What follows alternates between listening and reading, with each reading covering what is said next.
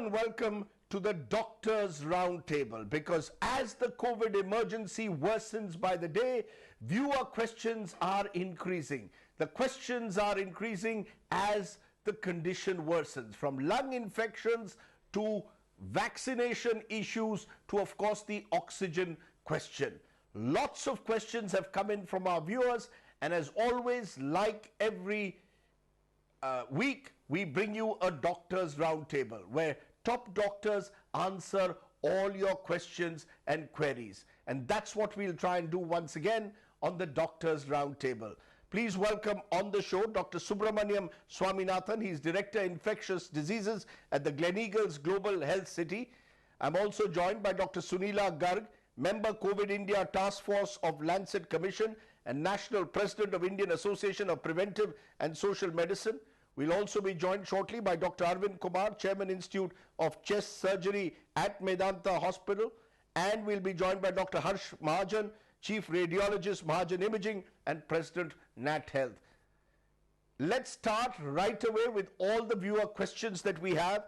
Remember, this is an emergency SOS, so just put in all your viewer questions. I'll try and take as many as possible. I want to come to first the big question that's being asked in India and across the world at the moment. Is the new variant in India that is being seen airborne and hence more infectious and dangerous? Dr. Garg, do you want to take that question, because you've been tracking this as part of the COVID India Task Force of the Lancet Commission? Is it now clear, as Lancet suggests, that this variant is airborne, and does that change the COVID protocol for all of us? See, as of now, what we see that first of all, this mutant is airborne, number one. Number two is that if we don't go ahead with the vaccination soon, this will become resistant actually to the vaccine itself, and also it will lower the immune mechanism, which will make the body resistant to actually different drugs also which we are giving. So it is very, very important to take care of the mutant strain, and along with that we need to exceed or excel in our vaccination coverage as well. But from an average viewer point of view, the fact that you are now confirming that this variant is airborne, that means I could be sitting at home and also get infected? Is that, earlier it was suggested that only when I went out in crowded places would I be possibly, I would possibly get the virus. Now, sitting at home, I could get infected. Thank you. Yeah, thank you. It's a very nice question actually, because in home situation also it's a dynamic situation. If people come and go, from in the home setting, they might be asymptomatic distinct carriers of infection. So that's why we are always, when we go out, we are advocating the double mask for prevention of the mutant strain, and also any strain. I'd say that basically that is important. The second part is that when we are in home setting, we still are not very sure that somebody may have brought the asymptomatic infection as well, because quite a number of infections, whether it's a mutant strain, also can be asymptomatic, but then they can spread very, very fast. So that's why it is important to follow COVID appropriate behavior even in home settings. That means you wear mask, you maintain a distance of, we say 2 gaz ki duri. So that is important part of that.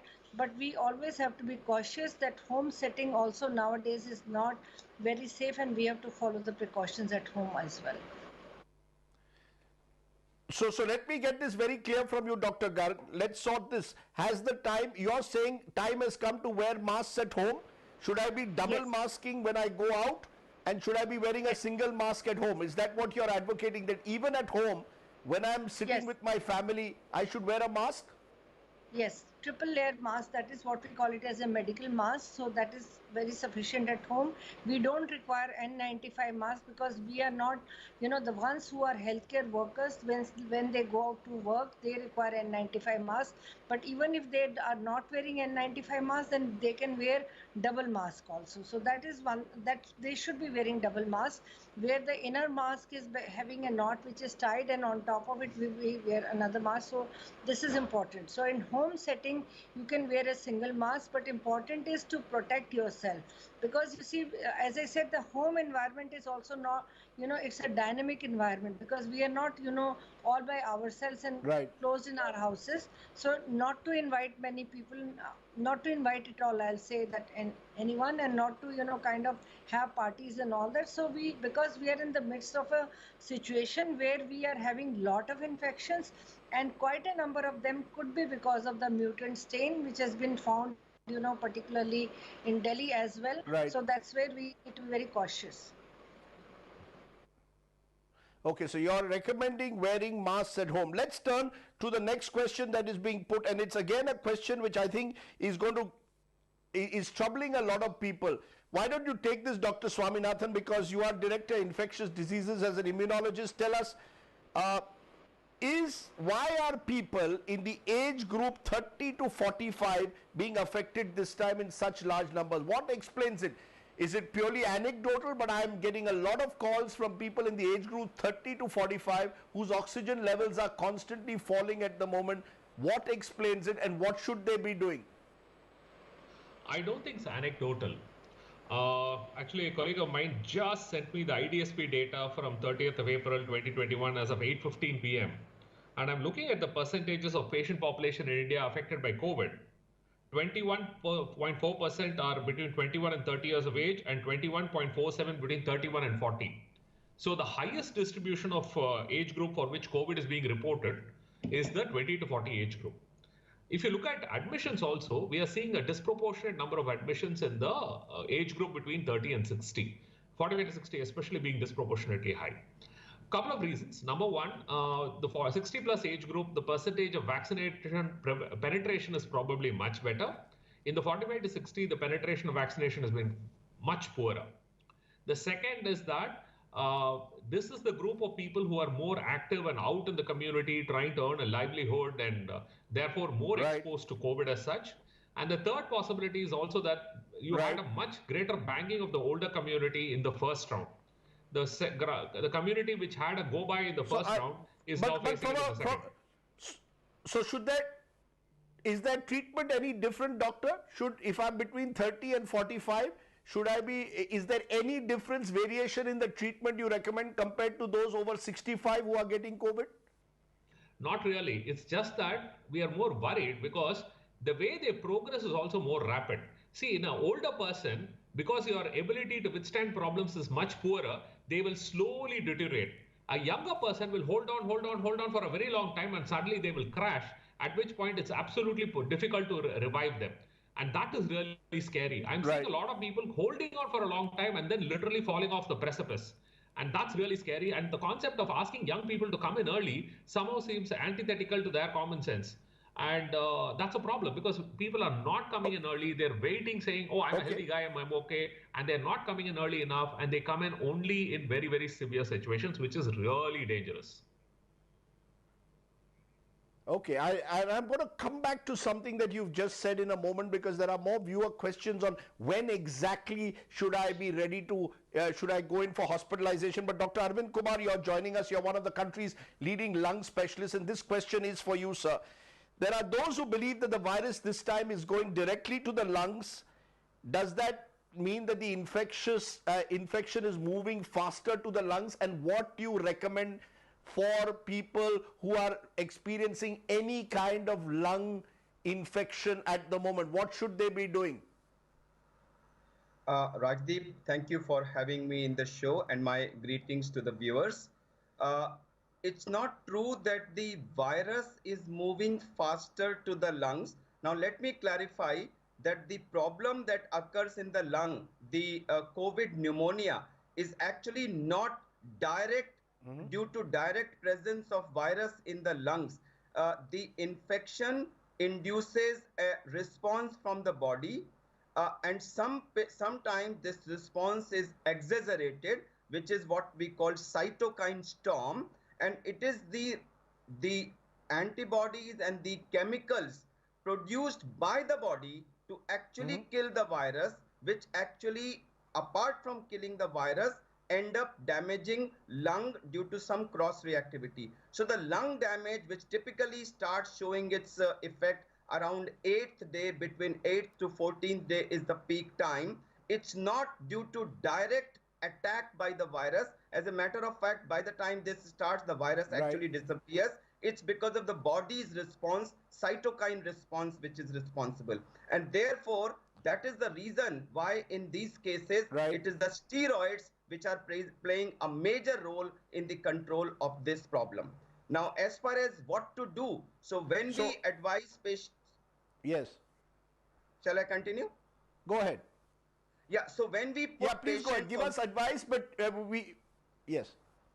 When we put patients on home treatment, which is a home treatment at home under tele-supervision of a doctor, we tell them a few things to monitor. They need to monitor their temperature. They need to monitor their saturation regularly. We also tell them to actually do a 6-minute walk test where they check their saturation. They walk for 6 minutes and again check their saturation, because the first sign of something happening in the lung will be a fall in saturation at the 6-minute walk test, which will manifest even before your normal resting saturation starts getting decreased. So we say that you watch saturation anytime by after walking or at rest. If your saturation comes below 94%, it's a red flag sign. If you have persistent fever, it's a red flag sign. If you have very large amount of diarrhea occurring, you have excessive coughing occurring, you are absolutely exhausted,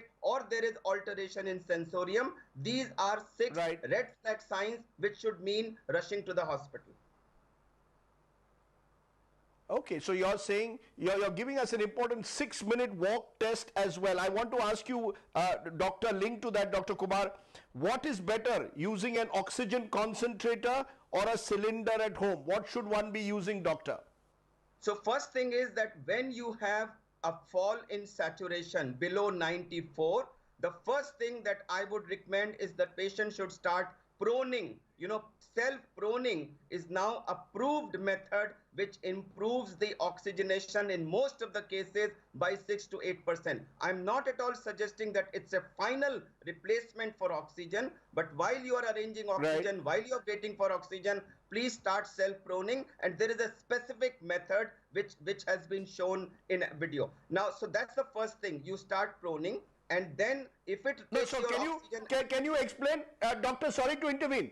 Doctor, can you explain how effective and how many times should proning be done? And presumably proning is lying on your stomach and breathing to raise your oxygen level. How many times should I be doing it if I'm a positive patient recovering at home?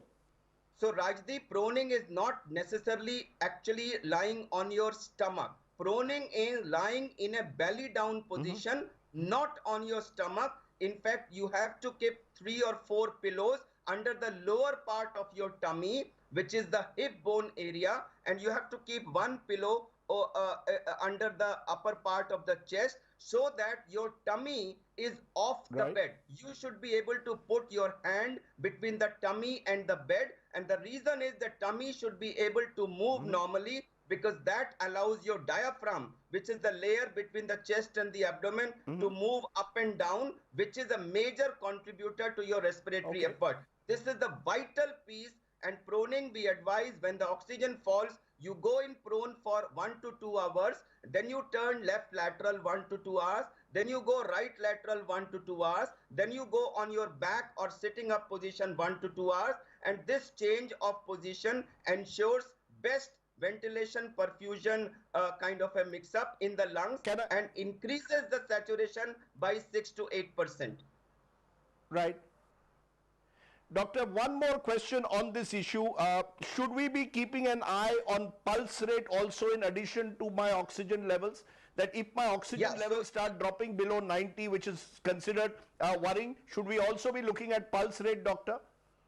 Yes, you should also be looking at pulse rate. Most of the times when you have febrile, the pulse rate will be higher, 120, 130, 140. But definitely if anybody's pulse rate is going above 140, that also, especially if you are 50 plus, this in itself can be a serious issue, and that should be watched. You asked about the concentrator versus cylinder. The concentrator is a machine which sucks in air and removes the nitrogen and gives you about 95% purity oxygen as an output. The problem is most of the models give you only about 5 liters. They claim to give 5 liters, but they actually deliver something around 4.5 or so, and it's a machine run by electricity. And if the patient's requirement is more than 5 liters, which is often the case these days, then Right. it will raise your saturation to some extent, but not fully. If you have a cylinder, you can use it up to 5, 10, 15 liters and get the saturation. One important information, lot of people are trying to hit a value of 100 as far as saturation. We don't have to do that. You have to use minimum oxygen to reach saturation around 93, 94, because oxygen is so precious. Don't waste it, don't overuse it. Another disadvantage is if you take the saturation to 100, you may have Right. carbon dioxide retention, which actually can make the person drowsy. So minimum oxygen to achieve a Let me- saturation of 93, 94. Let's go also to you, Dr. Subramaniam, for my next question, because let's look at treatment now. I think Dr. Arvind Kumar has given us very important feedback on how to use oxygen, when to use an oxygen concentrator, when to use a cylinder, and very important information on proning in particular. On treatment, Dr. Subramaniam, should we be starting treatment for COVID if symptoms appear without waiting for the results as they are getting late? A lot of people are asking this. I'm waiting for my test results, but my symptoms are already there, Dr. Subramaniam. When do I start my treatment according to you, Dr. Subramaniam? Like he beautifully mentioned, the first week is the viral replication phase, and really nothing much works. What works is the monoclonal antibody if you give it within 48 hours, but that's not available in India. Most people in India will not have the opportunity to get the confirmed diagnosis within 2 days of onset of symptoms. So talking about that doesn't make any sense anyway. And giving all kinds of unnecessary drugs, Okay. especially steroids, can actually worsen the situation in the second week when it's the immune phase. Therefore, in the first week, the best treatment for you would be multivitamins and probably paracetamol. There is very good data that none of the other treatments really work. The meta-analysis after meta-analysis has shown that antibiotics and other drugs and hydroxychloroquine don't work. So I don't recommend any of that. The only thing I recommend is a paracetamol, multivitamin. No, so and are you if they saying, have a lot are of you saying, cough- doctor, are you saying, doctor, sorry to intervene, are you saying, doctor, that the moment I start getting symptoms, even before my test results come, I should start the multivitamins and the antibiotics? No antibiotic, multivitamins and paracetamol. Dolo, your acetaminophen. You Okay. can take fever reducers. That's it. You don't need an antibiotic for a viral fever. Okay. Antibiotics don't help for a viral fever. And once you're confirmed that you test COVID, Okay. the one treatment which is actually practical and useful is an inhaled steroid. Budesonide inhaler has been shown to reduce the duration of symptoms and possibly reduce the risk of severe disease later on. But no other treatment has been shown to reduce that. Oh. None of the treatment which is available in India has been shown to reduce the severe chance of severe disease developing later. See, remember, we are not worried about COVID. We are worried about severe COVID, meaning requiring oxygen, going on to ventilator, or at worst dying. So that's what we need to Right. worry about. Let's not worry about fever Okay. and cough. Those are troublesome. So paracetamol and vitamins, Okay. everybody can take. If it's confirmed, if you need it, an inhaled steroid can help you. But it's only the second week that we talk about treatment guidelines. Okay. What are the things that help you? Like was mentioned, Let me steroids come- are the bedrock for those who need oxygen. Steroids is an option for those who need oxygen. Dr. Mahajan, one of India's leading radiologists, joining us. Take the next question, Dr. Mahajan. Is there a value in the CT scan result also? A lot of focus is being put on CT scan at the moment. What should I be looking for in that? And is that going to become more and more critical, Dr. Mahajan? Thank you very much, Rajdeep, for having me on your show. And this is a very, very important question that you've asked, because I can tell you that a lot of unnecessary CT scans are being done in this country. A lot of young people, young girls are getting radiation when it's not indicated. And I think it's high time that this debate is set to rest. There is a very definite indication for getting a CT scan done, but that is when the oxygen level dips to below 94. And along with that, there are inflammatory markers, blood tests which are raised, and the patient's condition is not good. It is not for everyone. What we are seeing increasingly, and this is despite the appeals I've made, that any and everyone who gets a positive RT-PCR test report comes immediately for getting a CT scan done. That is just not necessary. What we need to do is actually wait. Dr. Subramaniam has explained very nicely that in the beginning 7 days, if everything is under control, if your oxygen levels are above 94, all you need is, if you have fever, you take paracetamol and some vitamins. There is, of course, doctors who are prescribing some other drugs, but like he's very rightly said, you don't need any antibiotics.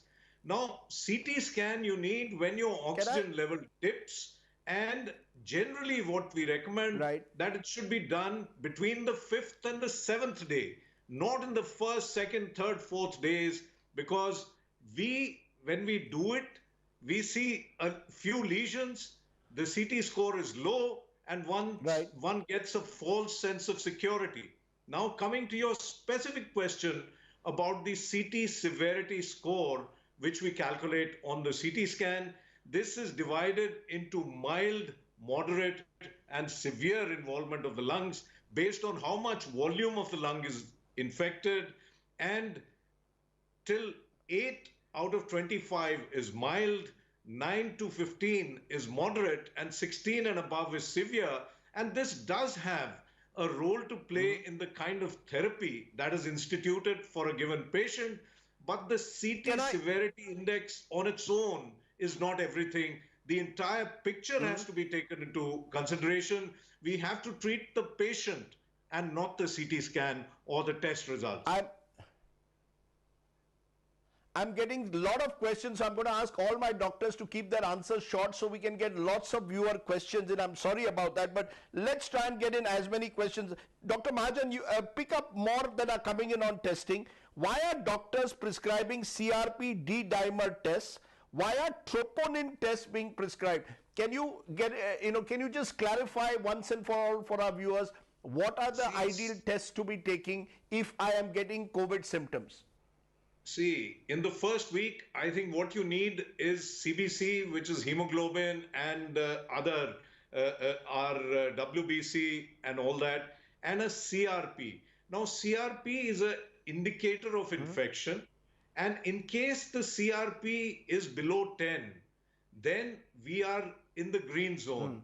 Between 10 and 20, we are in the yellow zone, and more than 20, we are in the red zone. And based on this, one can make a decision as to what kind of treatment needs to be instituted. D-dimer or ferritin being done in the first week may be an overkill, because many people will have only mild disease. We know that about 85% of people have mild COVID disease, and only 15% will progress to moderate or severe disease, which requires hospitalization. But having a baseline CRP is important so that sequentially we can follow whether it's rising, stable, or falling. And more than that, the D-dimer is a measure. Yes. I'm sorry to interrupt you, because I want to get in more questions on exact treatment now that should be followed. Dr. Garg, you want to take this in terms of mildly symptomatic patient? Is FabiFlu meant for them, Dr. Garg? What are you recommending for mildly symptomatic patients at the moment? See, for mildly symptomatic patient, as has been mentioned earlier, we only require to give only multivitamins, zinc and paracetamol, because that is, now yesterday only we have come out with the government guidelines also that we go very, very rationally with regard to the treatment, and FabiFlu as such has not got much of value, so we need to only take care of paracetamol, that means which will take care of our fever, and if we want to add some multivitamins, zinc, that can be given. And for those with moderate symptoms, should we be taking dexamethasone? Is that the right treatment to take? What are you recommending for moderate symptoms? See, for moderate symptoms also, it's always, I say that it is better to be in touch with the provider, and he will evaluate you completely, and maybe, we want to give doxycycline or we want to give azithromycin, that will depend upon the extent of lung involvement.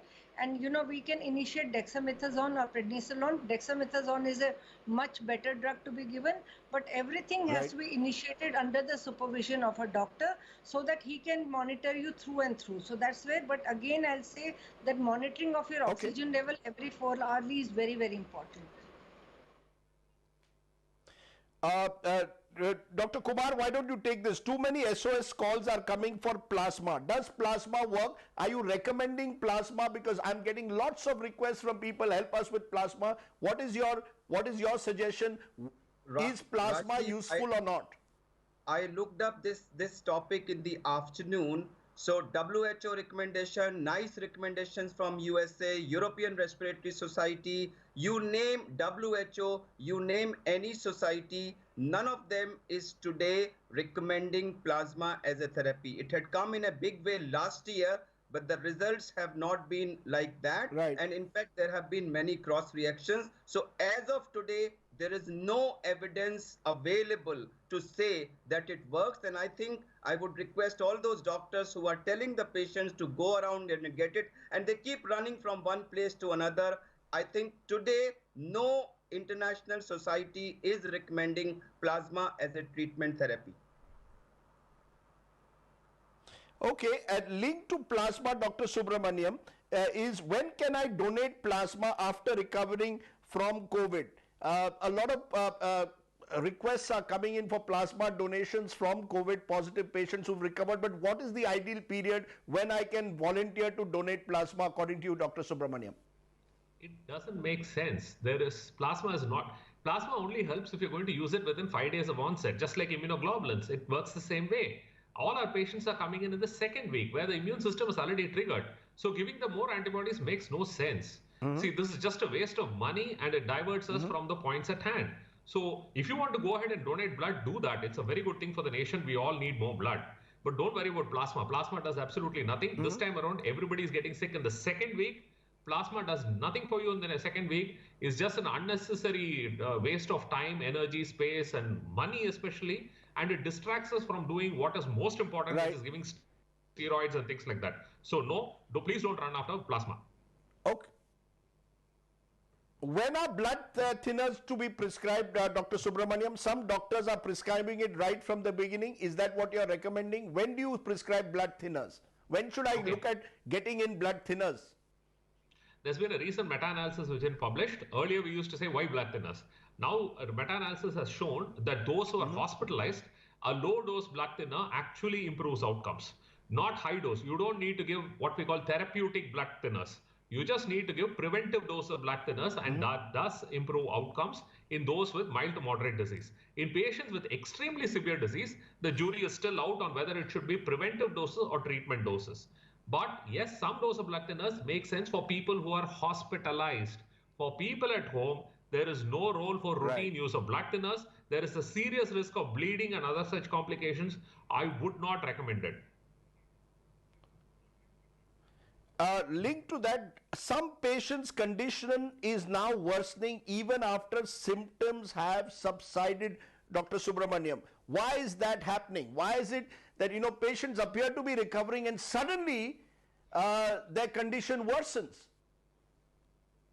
Should they, is there an ideal period when you can say a patient, linked to that, is there an ideal period when I can say I have fully recovered from COVID? Okay, you need to understand natural history of the disease. Like I said, the first 5 days is the viral illness. After about day 5 or day 7, where the immune problem starts occurring, and that's when you develop oxygen deficiency. So the risk of developing low oxygen and oxygen deficiency is usually somewhere between day 5, possibly day 7, to about day 14 to day 15. After that, developing inflammation is very, very, very, very rare and unusual. Having said that, we have seen it, but it's very rare, not enough to worry about. So it's usually between day 7 and day 14 that it happens. So if you, even if you're feeling well between day 5 and day 6 and all that, if you start developing, not feeling great and all that, you should be careful. So you should be on your guard. And that's why we recommend 2 weeks of home quarantine. You need something to pass your time. Walk around and check your saturations and make sure you're feeling great. As long as that is fine, you'll be fine. And at what stage are you saying that a patient has recovered, Dr. Subramaniam? See, there is no When test do of I know cure. I've fully recovered? No, I'll tell you. The test of cure for any disease is time. I've had TB today. I've taken treatment. Am I cured? Well, if you do well for the next 10 years, you are cured. So the test of cure is time. And there are standard guidelines. The recommendation is for mild to moderate illness after day 14, they are completely fine. And there should be no reason, unless it's a special situation, we will not go into that. For severe disease, it can be as long as 20 days of infectivity. But again, there are some caveats. But for most practical purposes, for people who are on home quarantine, beyond 14 days, it is almost unheard of to develop direct problems attributable to COVID. There are rare manifestations. Let's not worry about that. For the most part, after day 14, you should be safe. Let me come to the other critical part, and Dr. Mahajan, I want to bring you in, vaccine related. Many people are saying they are getting infections after the second dose, whether they are taking Covishield or Covaxin. Are we now very clear that we cannot, that the vaccines are not conferring immunity, and therefore, if are we clear about that, doctor, in the first instance? See, the vaccines are giving immunity. It is that, we cannot be 100% certain that they will prevent infection. They do not prevent infection. They reduce your chance of getting infection. People are getting infected, but the advantage of the vaccine is that by and large, people are not getting moderate or severe disease. They are not needing to be hospitalized, and they are not dying. Those who are getting severe disease are only an exception, maybe 4 or 5%. So the vaccine is very, very important, but you have to follow COVID appropriate behavior so that you don't get infected. But can I ask you this, doctor, and this is linked, Dr. Mahajan, to this. This is very important. If I have tested positive for COVID, how many weeks after recovery should I take a vaccine? So if I've taken the first dose and I get COVID, how many weeks later do I take the second dose? See, the US CDC says after 90 days, and in our country, the after 90 recommendations, days. Yes, yeah. 90 days, because they say you have immunity in any case for 90 days that we know. In fact, it may extend even to 6 months. So the US CDC recommends having your first shot or second shot after 90 days. But there are different regimes being followed by different people, even in our country. What's your recommendation? 90 days. 90 days. You're recommending 90 days. Should I, and I come to another big question, doctor. Dr. Mahajan, should I test before I take the vaccine? I could be asymptomatic, go to the hospital, take the vaccine, and maybe become a spreader. So should I test before I take the vaccine, particularly because the vaccination center could be crowded, Dr. Mahajan? That's not recommended, number one, Rajdeep. Number two, you would already, our system is overburdened for testing. We would unnecessarily be testing. And number three, follow COVID appropriate behavior, wear a double mask, and hopefully the vaccination centers will follow COVID appropriate behavior and distancing, and they would not be crowding. But there is no recommendation and no need for getting an RT-PCR test done before going and knowing whether, even if you're asymptomatic and you get the jab, it doesn't interfere. And linked a final question to that, Dr. Mahajan, should I do an antibody test a week or so after having taken both doses to know that I've got sufficient antibodies?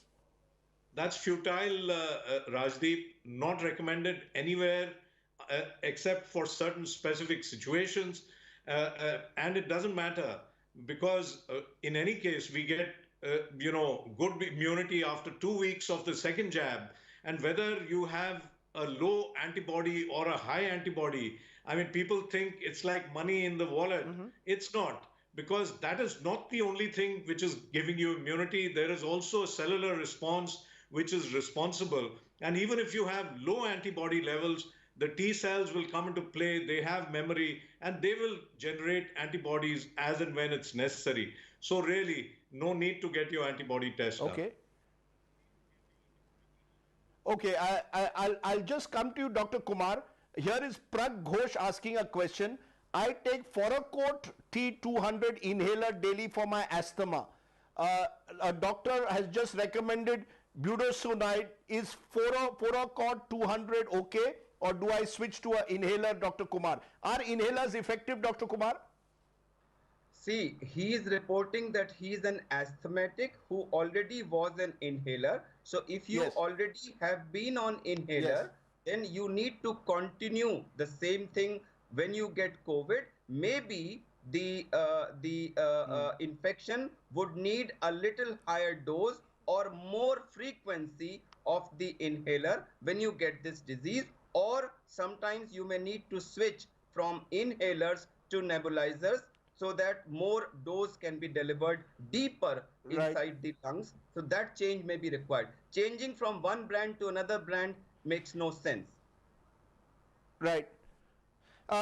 Also, since Dr. Kumar, you spoke about pronal treatment, here is Gayatri Narayanappa asking, what about pronal breathing for pregnant women who are COVID positive? Are you recommending it for pregnant women as well, Dr. Kumar? Okay. Excellent question. Good that Gayatri asked this question. There are certain contraindications for proning. So pregnant women, anyone who is very obese and has a huge belly, because no matter how many pillows he puts under his pelvis, he will not be able to keep his tummy off the bed. If you have heart failure, if you have some spine problem or have undergone spine surgery, hip problem or hip surgery, and similarly anything in your thighs, like plating, etc. If you have any of these procedures, then you don't do proning. You also don't do proning immediately after your meals, because sometimes that may induce vomiting. Rajdeep, just one more point about the paracetamol, which Dr. Subramaniam very elegantly, I would just like to say that a lot of people are taking paracetamol SOS. So they wait for the fever to rise, and when the fever rises, they take paracetamol, which has effect after 2 hours, which leaves you with fever for 3-4 hours and exhausted. So it's better to take it regularly, 6-hourly, so that you don't get fever. This is very important, because otherwise 102, 103 fever leaves you exhausted. Excellent. Right. I want to also bring in at this moment Dr. Garg. You want to take this question again? It's linked to vaccine. MN Singh, former police commissioner of Mumbai, is asking, for how long do the 2 vaccine shots remain effective according to you? And Renuka Dhar, linked to that, is saying, will we therefore need a 3rd booster dose of vaccine? Dr. Garg, what's your view? How long should I believe that I will be immune after having taken the 2 doses, and will I need a booster dose in 6 months or so? Thank you, Rajdeep. Very, very important question. First of all, for every vaccine as of now which are available, we require 2 doses of vaccine. And for Covishield, we require a little longer interval. The government has said 8 weeks, but we can go up till 12 weeks. And for Covaxin, we require 6 weeks of interval. So that is minimum. So longer the interval, greater is the immunoconversion. Number 2 is that as of now, we cannot say that how long they will be effective. So maybe, every year we may be requiring a booster. So we have to be prepared. And we are also looking at the vaccines again from the perspective of, mutant strains, because different companies like Pfizer, Moderna, Johnson & Johnson have started looking at the vaccines, so that whether through the vaccines we can address mutant strains or not. As of now, we can say only up till 1 year or so, but we cannot say that for how long the immunity is going to last. Okay. Do panic and anxiety worsen breathing rhythm and affect a patient health? Dr. Subramaniam, do panic and anxiety worsen the breathing rhythm and affect patient health? a doctor's educational video recently seemed to suggest. So what would you say? Absolutely. See, even in our hospitalized patients, we've seen that anxiety and panic are a natural phenomenon and a reaction to the cytokines that are being released. But it's kind of a vicious circle. If you have more anxiety, you secrete more cytokines, and when you secrete more cytokines, you have more anxiety. And it doesn't help that you're in a very alien atmosphere where everybody's wearing PPE and you can't make out anything. So I think both at home and in the hospital, we need to make sure that we reassure our patient that they are okay. Be nice and say nice things even if you're not very sure about it, and make sure they are as calm as possible. You don't want them worked up because that actually feeds into the whole process, and you don't want them worsening because of that. I've got a question from Uttar Pradesh Minister Siddharth Nath Singh. Can a childbearing age girl also vaccinate, Dr. Subramaniam? Can a childbearing age girl also vaccinate? Yes. See, there's a difference between a childbearing age group and a childbearing. Everybody can take the vaccine, practically speaking. The only question is about pregnancy, and the government is yet to give a directive on this. As of right now, the recommendation is not to vaccinate. And if you look at the Oxford vaccine, they have said you need to have a discussion on the risk-benefit ratio, and if you believe that the benefit is higher than the risk, you can consider that. The only data is from the mRNA vaccines, the Pfizer and Moderna in the US. As of right now, there is a little bit of discussion on whether pregnant women should be vaccinated. But if you're not pregnant, absolutely no problem taking the vaccine. It's the best thing you can do. Dr. Mahajan, the worry being expressed, and this is leading up from what you said, what if I'm asymptomatic, go to the hospital to take a vaccine? Should I, how worried should I be? You said you don't need to test before you go for a vaccine. But what if it turns out I'm asymptomatic and I go to the hospital to take a vaccine? Very quickly. See, if you're asymptomatic and you take the vaccine, nothing is going to go wrong. I mean, the data, whatever is there, suggests that you don't need to test. And if you're asymptomatic, wearing a mask, then you will not infect others who are in the queue. So it's imperative that when you go for vaccination, just as anywhere else where there may be multiple people, do wear a mask. And today we are recommending double masks. So that the benefit of the mask is not only for yourself, but also for reducing transmission, which a single mask reduces by nearly 95%. So if everyone's wearing a mask, even when you go to a vaccination center, your chance of getting a disease is very less unless you're on top of each other. There are few people. There are a few people who are getting heart trouble. There are a few people getting heart trouble after COVID. Should that be a worry? Should I be consulting a cardiologist very quickly, Dr. Subramaniam? No, not really. See, the guidelines are very clear. There is no increased incidence of really bad things happening. You're actually at worse off if you don't take the vaccine. So no, there is really no specific medical condition which says you need to get a doctor's prescription to get a vaccine. Everybody can get the vaccine straight away. Okay, but should I be worried about any impact on the heart? Impact Absolutely on the heart not. of COVID? Does COVID impact the heart and not just the lungs? Yes, COVID increased the risk of heart attack. So if you don't want a heart attack, take the vaccine. Okay. I think one last question. Amit Brahmo asks, why COVID protocol in last rites? Does the virus spread once a patient is dead? Dr. Garg, very quick answer. No, basically it's not that, but then we have to protect we have to take care of the body very, very carefully. And you see, after the death, basically that's what we do, the embalming of the body, so it doesn't spread like that. So, but then when it comes to organ donation, particularly the bodies are being donated in Western countries, which are the positive bodies, but we treat them accordingly. But in India, so far, we are not accepting the bodies of the dead patients. Dr. Kumar, how risky is air travel? Should air travel be avoided altogether? Very quickly. Rajdeep, in today's context, for the next 2 to 3 weeks, my unambiguous and very clear begging request from the whole country is to stay put inside the house unless it is unavoidable 4 lakh new proved Right. cases a day. Real cases maybe 3, 4, 5 times Right. is something no country can handle. And therefore, the only way to break this chain is to stay inside the house. Right. Please, it's our national duty Can I- today. I want to ask one last question to you, Dr. Subramaniam. How do we manage COVID plus children at home? I have children at home. How do I manage it in that situation to ensure they don't get infected? Very quickly, Dr. Subramaniam. Infection of children of your own children is inevitable. Do not get petrified about that. The good news is children take on COVID and come out unscathed. There are long-term complications. Don't worry about that. But COVID is not a major threat for children, Right. at least this wave so far. So no reason to panic.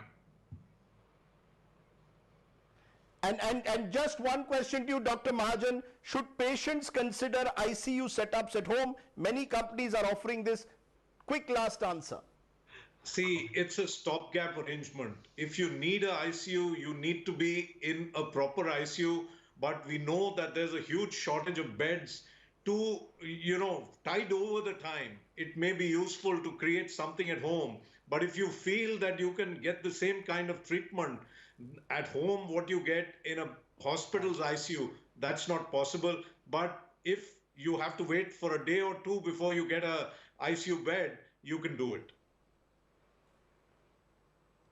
Well, at the end of the day, getting an ICU bed is proving to be the biggest challenge in several parts of the country. I say, even if God came, he would struggle to get an ICU bed at the moment. In some cities, we are Bhagwan Bharose at times, but we are Doctor Bharose as well, which is why it was very important to get answers to several of the queries. We will continue with our FAQs in subsequent programs, but for now, thank you all to all our doctors for joining us on this very special program. I want to end today on a slightly troubling note, a grim note, because we're all